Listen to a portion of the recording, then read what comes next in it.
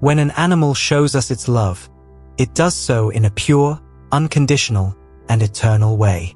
However, the question arises, does that bond really fade with death, or is there something much greater waiting for us on the other side of this life? The answer may be very different from what we have believed. The Bible provides clues about the fate of the creatures we love, revealing mysteries that few dare to explore. In Ecclesiastes 3 verse 21, a troubling question is raised. Who knows if the spirit of man rises upward and the spirit of the animal goes down to the earth? While in Isaiah 11 verse 6, a heavenly scene is described where the wolf dwells in peace with the lamb, and all creatures coexist in harmony. What do these passages really mean? Is there a greater purpose for animals in eternity? And most importantly, is it possible that those we love are waiting for us on the other side? Today, we will explore this mystery and reveal a truth that few know. Before continuing, leave a comment saying the love of animals is eternal to show you are part of this journey. Subscribe and activate notifications so you don't miss anything, as what you will discover could completely transform your view of life after death. Get ready, because this revelation might forever change your bond with the animals that have left a mark on your life. My name is James. I am 55 years old, and I live in Holland, Michigan. 2 years ago, my life changed completely when my wife, Aurora, unexpectedly passed away due to aggressive cancer.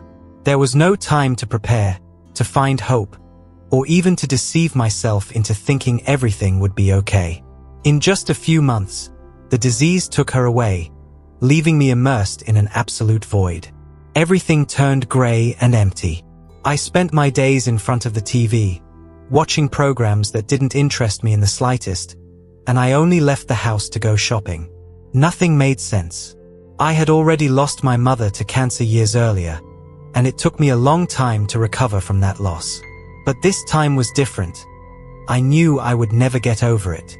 Aurora was the love of my life, my ideal partner, an incredible wife. She made our home special and cooked in a way that brightened my darkest days.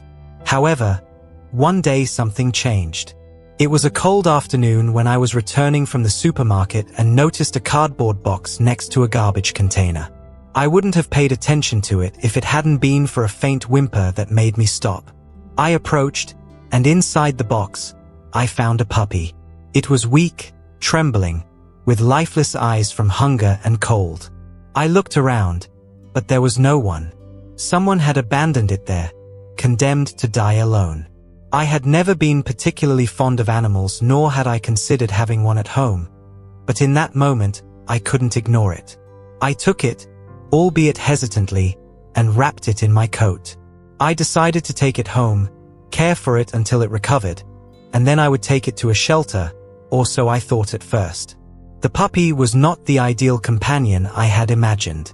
He was restless, noisy, and completely out of control.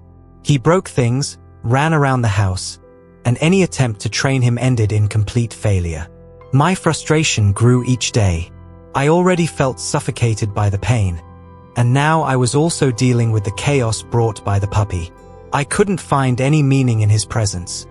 To me, he was just another burden in a life that was already difficult enough. The house, once a place of silence, was now filled with his barking. But amid all this disorder, I began to perceive something strange. This puppy was not just another problem. He seemed to have something to tell me. His intense gaze and the persistence in his gestures gave the impression that he was there for a much deeper reason that I still couldn't understand. Weeks later, as he recovered, something inside me began to change. Every day, I saw him improving. His body grew stronger, his eyes shone, and I felt like something I had thought was lost within me was starting to awaken. The sadness that had kept me imprisoned began to crumble, as if this little creature, with its overwhelming energy, was slowly opening a crack in my heart. It was then that I decided to give him a name. It couldn't be just any name, because at that moment, I felt his presence had a much deeper meaning. I named him Noah, like the patriarch who sailed through the storm to bring new life into the world. Because, without realizing it, I too was going through my own flood, and he was my refuge. For the first time in a long while, life seemed to regain its meaning. I started finding moments of peace, valuing the little things. But just when I thought calm had returned, everything changed in an instant, in a single second, and Noah's and my lives would never be the same again. It was a beautiful day. The sun was shining brightly in the sky, and a gentle breeze made the air perfect for a walk. Noah and I were strolling peacefully along the sidewalk, enjoying the afternoon. Nothing seemed to hint that, in the blink of an eye, my world would be turned upside down. As we reached a crosswalk, I stopped at the safety line. A car slowed down and stopped to let us pass. I quickly glanced both ways and moved forward, with Noah slightly ahead. Everything seemed normal until a loud noise shattered the calm. The roar of two engines broke the silence. Two cars sped recklessly from behind the stopped vehicle, as if the entire world belonged to them, not caring that right in front of them were a human life and an innocent one. Time seemed to slow down. My breath stopped, and my heart skipped a beat. I saw the headlights approaching at a terrifying speed. I shouted Noah's name, trying to tug his leash to bring him back, but it was too late. A deafening crash filled the air. The impact was brutal. Noah was struck directly. The leash snapped violently, dragging me with him. I felt my body lift off the ground, as if suspended in the air for what seemed like an eternity. Then I fell with tremendous force. My head struck the edge of the road with a dry thud, and then nothing. Only darkness. I floated in the void. There was no pain, no fear, just a sensation of weightlessness, of suspension in nothingness. But slowly, a warm light began to filter through the shadows. It didn't come from the outside, but seemed to emanate from within me, like a soft, enveloping fire. It was then that I saw him standing before me, with a majesty beyond description. There was a radiant figure. His presence was surrounded by absolute peace, by pure and eternal love. Jesus, his eyes, filled with compassion, looked at me with indescribable tenderness. His mere presence radiated a warmth I had never felt before. "James," he said in a serene, soothing voice, as if wrapping my soul in an embrace. "Do not fear. You are here for a reason greater than you can imagine." In that instant, all fear vanished. An overwhelming sense of peace enveloped me. It was as if, suddenly, all the weight of my life, all my sadness, all my loneliness had been ripped away from me. Jesus looked at me with deep understanding. "There is something you need to know," he continued. "Something about you and Noah." His words pierced my soul. I felt his gaze penetrating the very depths of my being, touching parts of my spirit I didn't even know existed. "Something I need to know?" I murmured. He nodded gently. "Noah was sent to you for this very reason. That day, when you found him in that box, it was no coincidence." A chill ran through my body. In my mind, the scene replayed, the moment I first saw him, curled up, trembling, reduced to skin and bones, a helpless being abandoned to his fate. Jesus continued, "He suffered as much as you did. He was separated from his mother, mistreated, left at death's door, without hope. And then he found you, a broken soul, just like his. He gestured kindly in my direction. You and Noah were two wounded souls that crossed paths. His pain was yours, his confusion was yours, but you both chose to save each other." An indescribable emotion overtook me. It was true. During all those months, I had not only rescued Noah, he had rescued me as well. Jesus gently tilted his head. "Have you ever considered, James, that Noah understood you?" His words touched the very depths of my soul. How many times had I spoken to him, confiding, resting my hands on him, as if he were telling me, "I'm here." What if he truly understood me? Jesus smiled. "The bond you formed with Noah is stronger than you can imagine. It's not just the affection between a man and his dog. It's a bond forged between two soulmates who recognized and understood each other." Tears ran down my face. "Lord, I never saw animals in this way. I thought they were just creatures that humans get attached to. Nothing more. Jesus shook his head gently. James, animals are much more than that. They are a gift from God, tools of love and healing. When a man loses his way, when his pain becomes unbearable, God often sends them. I closed my eyes, trying to absorb every one of his words. Noah had been sent to me. He had been chosen for me. It hadn't been a coincidence. He wasn't just an abandoned dog I rescued. He was the one who saved me. But still, questions remained inside me, questions that burned in my heart. Lord, then, why do animals seem to understand human suffering better than people themselves? Jesus looked at me with an unfathomable depth. James, listen carefully. Animals do not have souls like humans. They are not responsible in the same way, for they do not sin nor choose between good and evil. But they have spirit, a spark of life that comes from God, and nothing that comes from God is lost. My lips trembled. So, are you saying that I will see him again? That Noah will have a place in your kingdom? Jesus nodded. Is it not written, "For the creation waits in eager expectation for the children of God to be revealed"?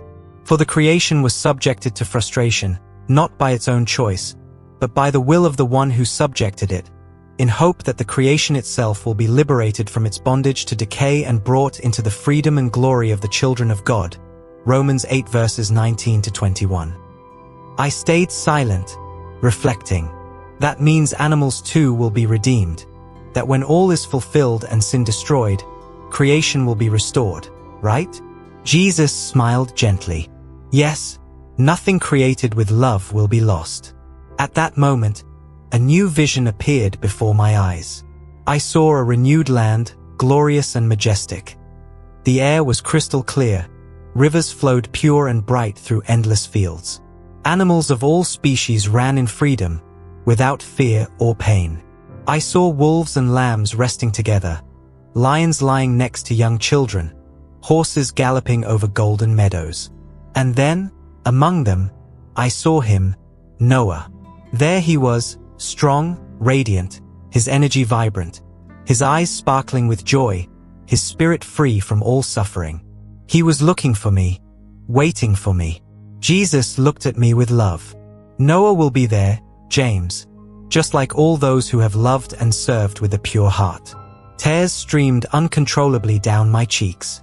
Lord, does this mean that every animal we have loved will return to us? Jesus nodded gently. Not all animals share a deep bond with humans. Some are simply creatures of the earth, but those who have been part of your journey, those who have loved you and whom you have loved, will have a place by your side, because love is never wasted. I collapsed from the revelation. So, our bond will never break? Never? Jesus held me with his gaze. The love that comes from God is eternal. But then, the light around me began to fade. I felt a force pulling me back, bringing me back to my body.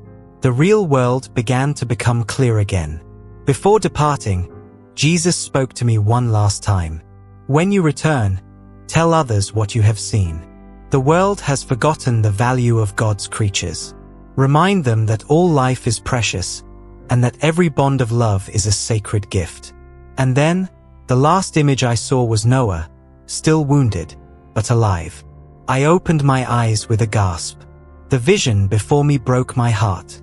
I saw Noah lying on the asphalt, his small body motionless, his breath weak and labored, his blood staining his fur. But in his eyes, there was still life, a spark of resistance, a desire to fight. My heart clenched with anguish. Lord, Noah has suffered so much in his life. He was abandoned, experienced the pain of loneliness, and now this. Why? Why has he had to endure so much? Jesus looked at me with infinite tenderness. James, the suffering of animals reflects the suffering of this fallen world. When sin entered the world, creation itself was corrupted. Pain, death, cruelty, none of that was part of my Father's original plan.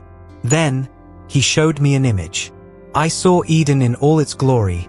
I saw creation in its perfect state, before sin corrupted it, both among itself and with man. There was no fear, no struggle for survival, no death. It was like that in the beginning, Jesus said with a serene voice. Animals were not created to suffer or to be mistreated. They were part of God's perfect design, and in His kingdom, they will once again reflect that perfection. I lowered my gaze toward Noah. His small body trembled, but his heart was still beating. He will recover, Jesus said, placing his hand on my shoulder. He has suffered a devastating blow, but his time is not over. It will take months of care and patience, but Noah will rise again, and his bond will be stronger than ever. I felt a lump in my throat. Lord, and when his time comes, when New dies, will I see him again? My voice trembled with uncertainty, with the fear of losing that bond that had transformed my life forever. Jesus looked at me deeply, his eyes reflecting infinite compassion. James, listen carefully. Animals do not have souls like humans. They are not called to account for their actions because they do not sin or choose between good and evil, but they have spirit, a spark of life given by God, and nothing that comes from Him is ever lost. A chill ran through my body. Do you mean I will see him again? That new will have a place in your kingdom. Jesus nodded solemnly. Is it not written, for the creation waits with eager longing for the revealing of the children of God, for the creation was subjected to futility, not of its own will but by the will of the one who subjected it, in hope that the creation itself will be set free from its bondage to corruption and obtain the freedom of the glory of the children of God. Romans 8 verses 19 to 21. My thoughts swirled, processing the meaning of those words. Then, does that mean that even animals will be redeemed, when all is restored and sin disappears? Jesus smiled gently. Creation will be renewed. Nothing made with love will be lost in my kingdom. Every living being will find its place, and animals will never suffer again. Jesus raised his hand, and suddenly, I was enveloped by another vision. I saw a completely renewed world, a land where life flourished to its fullest expression. The air was pure, the rivers sparkled with crystal-clear waters, and across vast meadows, animals of all species ran free, without fear or distress. I saw wolves and lambs resting together, lions lying beside children, horses galloping across golden fields. And then, in the midst of all that beauty, I saw him, new. He was there, strong, healthy, full of life.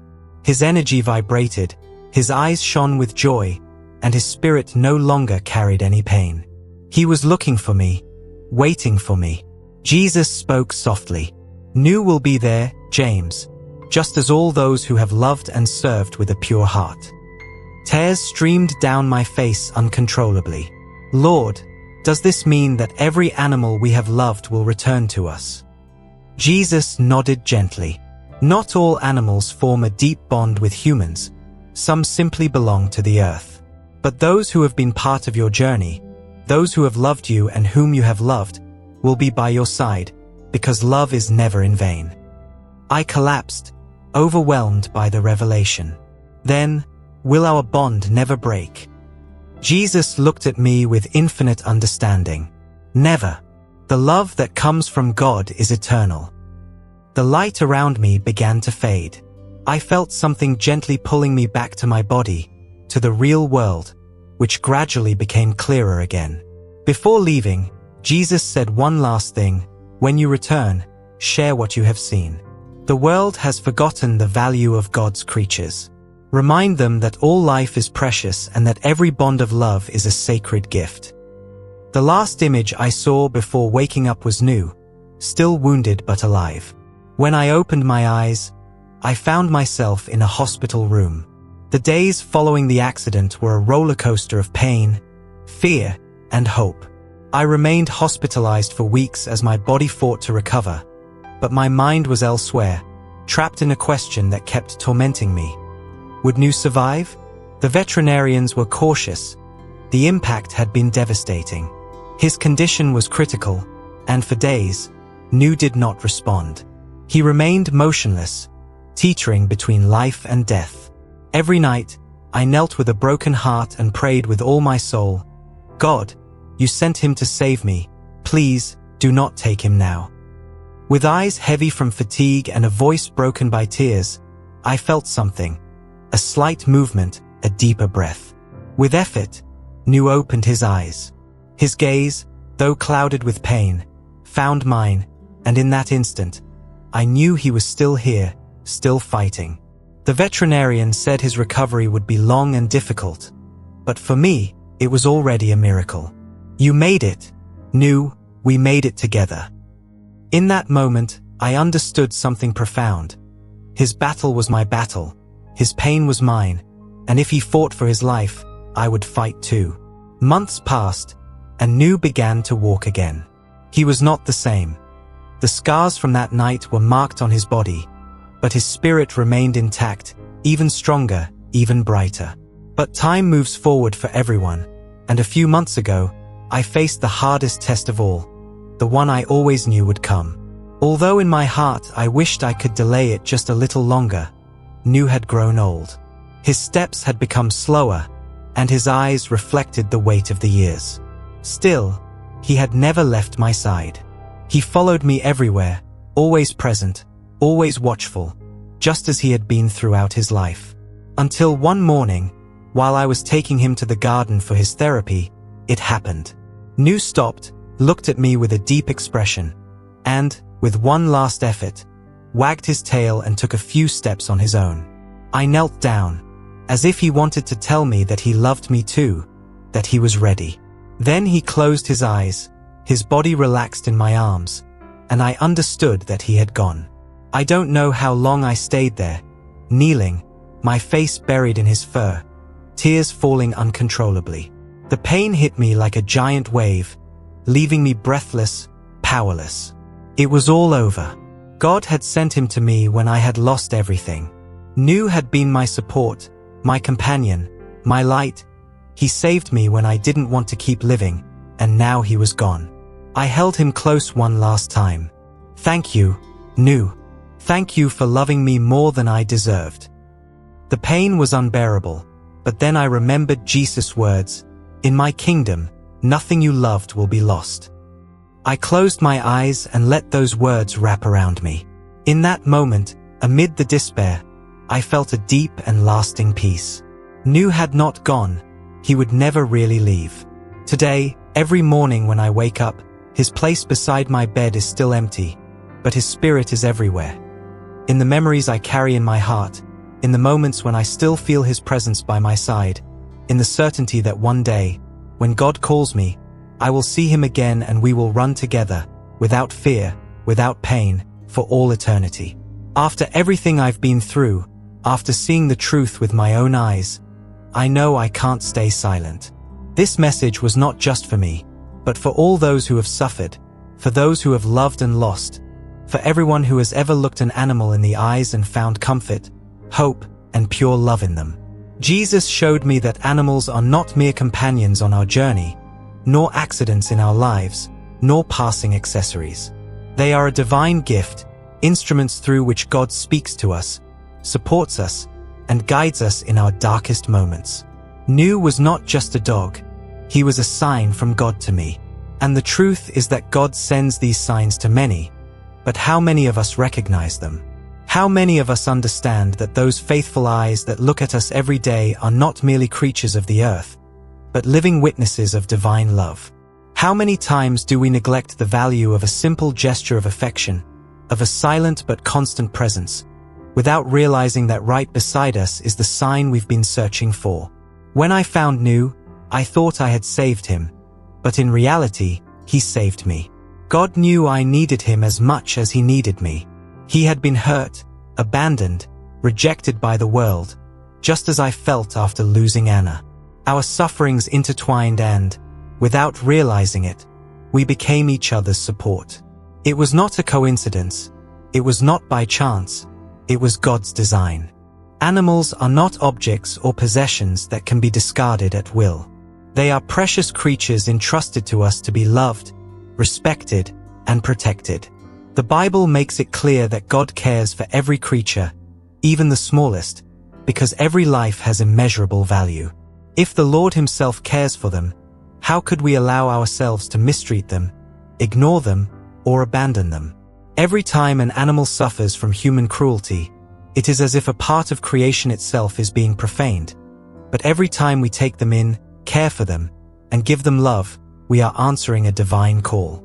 If there is an animal in your life that loves you, that waits for you when you come home, that follows you wherever you go, don't see it just as a simple companion. It is a sign. It is the way God tells you that you are not alone. And if you don't have an animal by your side, if you feel an inner emptiness, don't lose hope. Maybe your sign hasn't arrived yet.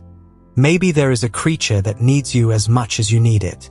My experience taught me that when a man goes through the deepest pain but keeps his faith firm, a seal of hope is sent from heaven, a pure soul, chosen by God to hold him in the darkness and accompany him on the path of faith. I didn't know new was my seal until I looked back and saw clearly the path God had laid out for us. Maybe there has been a new in your life. Maybe one is with you now, or maybe one is about to arrive, but don't ignore the signs. Don't underestimate the value of a silent love, of a constant companionship, of a presence that comforts you without words. Jesus showed me that, in His kingdom, nothing that has been loved will ever be lost. The time we shared with them is never in vain. The bond we build does not dissolve with death. My new is gone, but I know I will see Him again. I know that, one day, when God calls me, I will find Him waiting for me, and this time we will run together, without fear, without pain, without time. If there is one thing I want to leave as a legacy in this life, it is this message: animals are a gift from God. They have been entrusted to us to teach us love, loyalty, and compassion in its purest form. Let's not ignore this gift. Let's not waste the opportunity to be for them what they are for us: a reflection of God's love on earth. If you've made it this far, it means you have a great heart. Let me know in the comments by writing Amen or the country you're listening from. If you love animals and believe in the word of the Lord, share this video with your friends and family. We all need to understand why animals are among us, and this is the only message that explains it with sincerity and truth, according to the Bible. If you haven't subscribed to the channel yet, do so now and leave a like on the video. Thank you from the heart. May God bless you, and I hope to see you again on my channel. If you've watched until the end, please comment the phrase, "Full watch."